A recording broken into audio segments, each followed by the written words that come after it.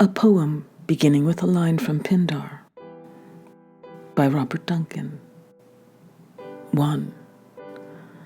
The light foot hears you, and the brightness begins, Godstep at the margins of thought, quick adulterous tread at the heart. Who is it that goes there? Where I see your quick face, notes of an old music pace the air, torso reverberations of a Grecian lyre. In Goya's canvas, Cupid and Psyche have a hurt, voluptuous grace, bruised by redemption. The copper light falling upon the brown boy's slight body is carnal fate that sends the soul wailing up from blind innocence, ensnared by dimness into the deprivations of desiring sight. But the eyes in Goya's painting are soft, diffuse with rapture, absorb the flame. Their bodies yield out of strength. Waves of visual pleasure wrap them in a sorrow previous to their impatience. A bronze of yearning, a rose that burns the tips of their bodies, lips, ends of fingers, nipples. He is not winged. His thighs are flesh, are clouds lit by the sun in its going down, hot luminescence at the loins of the visible. But they are not in a landscape. They exist in an obscurity. The wind, spreading the sails, serves them. The two jealous sisters, eager for her ruin, serve them. That she is ignorant of what love will be, serves them. The dark serves them. The oil scalding his shoulder serves them, serves their story. Fate spinning knots the threads for love. Jealousy, ignorance, the hurt serve them. 2. This is magic. It is passionate dispersion. What if they grow old? The gods will not allow it. Psyche is preserved. In time we see a tragedy, a loss of beauty. The glittering youth of the god retains, but from this threshold, it is age that is beautiful. It is toward the old poets we go, to their faltering, their unaltering wrongness that has style, their variable truth, the old faces, words shed like tears from a plenitude of powers time stores. A stroke, these little strokes, a chill. The old man, feeble, does not recall a phase so minute, only a part of the word injured. The thunder makers descend, damaging a nerve, the present dented of the United States. The heavy cloud invades the brain.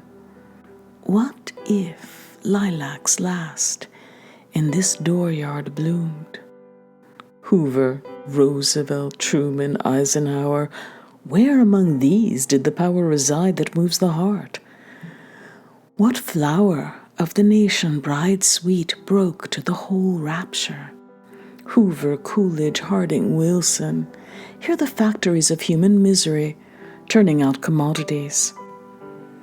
For whom are the holy matins of the heart ringing? Noble men in the quiet of morning, hear Indians singing the continent's violent requiem. Harding, Wilson, Taft, Roosevelt, idiots, fumbling at the bride's door. Hear the cries of men in meaningless debt and war. Where among these did the spirit reside that restores the land to productive order? McKinley, Cleveland, Harrison, Arthur, Garfield, Hayes, Grant, Johnson dwell in the roots of the heart's rancor. How sad amid lanes and through old woods echoes Whitman's love for Lincoln. There is no continuity then. Only a few posts of the good remain. I too, that emanation sustain the damage where smokes of continual ravage obscure the flame. It is across great scars of wrong I reach toward the song of kindred men and strike again the naked string of old Whitman sang from. Glorious mistake that cried. The theme is creative and has vista. He is the president of regulation. I see always the underside turning, fumes that injure the tender landscape, from which upbreak lilac blossoms of courage in daily act, striving to meet a natural measure. 3. For Charles Olson. Psyche's tasks, the sorting of seeds, wheat, barley, oats, poppy, coriander, anise, beans, lentils, peas, every grain in its right place, before nightfall, gathering the gold wool from the cannibal sheep, for the soul must weep and come near upon death, harrowing hell for a casket Proserpina keeps that must not be opened, containing beauty? No.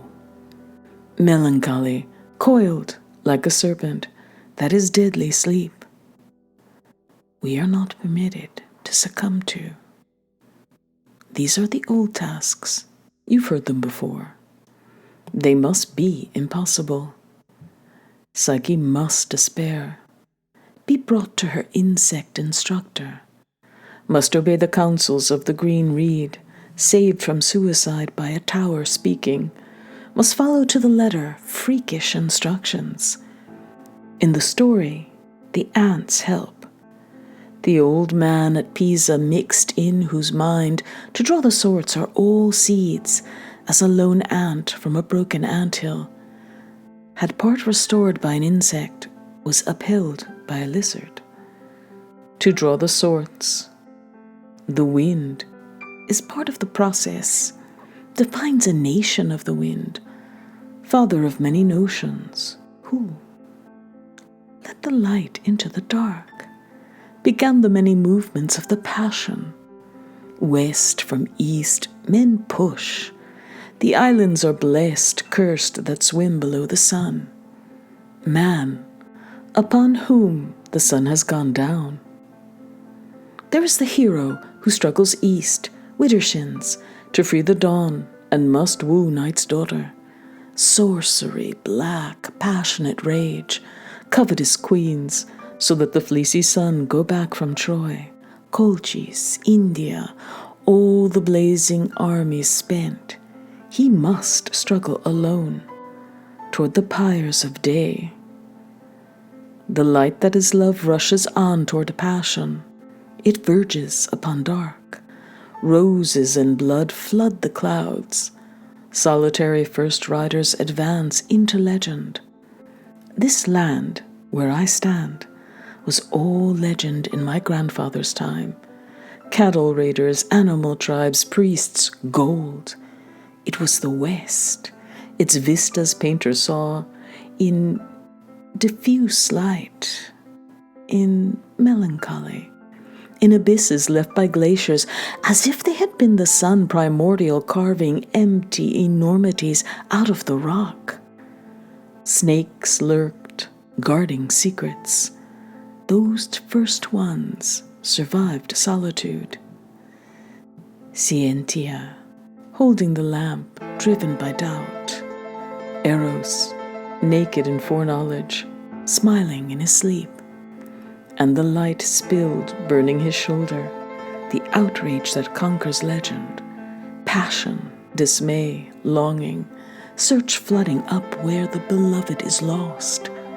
Psyche travels life after life, my life, station after station, to be tried without break, without news, knowing only, but what did she know?